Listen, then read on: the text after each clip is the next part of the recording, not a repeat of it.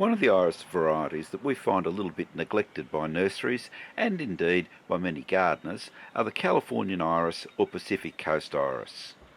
They're a wonderful, easy to grow plant, they flower in shade, and we think they're well worth taking a look at.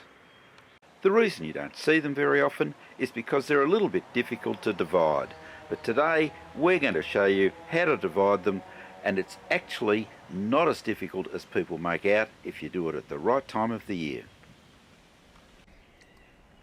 This same technique of dividing Pacific Coast iris applies to those grown in pots or containers as well as those grown in the ground.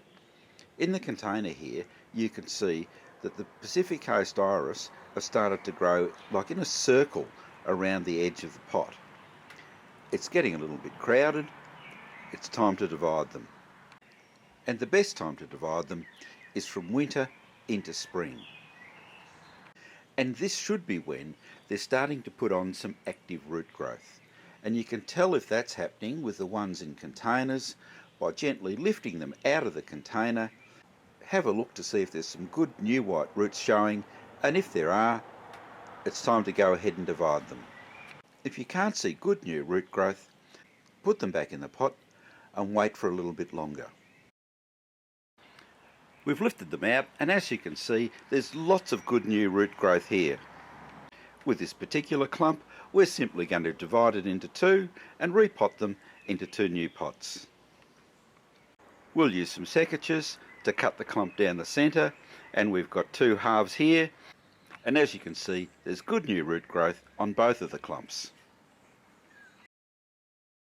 As you can see we're using a fairly open and free draining potting mix because Pacific Coast iris do like good drainage, and they also like to grow in morning sun and afternoon shade.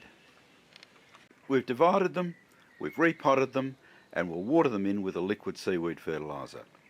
The reason why we've only divided them into two clumps is that this particular iris is a special one to us, and we just want to make sure that we're not going to do too much harm when we're dividing it. In a few years' time we'll probably divide them up into much smaller clumps. Perhaps instead of dividing a full pot into two clumps, we might divide it up into 4 or 6. So that's it for Pacific Coast iris. They're a wonderful iris. They come in a whole range of colours. They will grow and flower in part shade. They have evergreen foliage through the year, and we think they're a great little plant. You probably won't find Pacific Coast iris at your local nursery, but you will find them online. Subscribe to the YouTube channel for regular updates on all aspects of gardening. And as always, good luck with your gardening.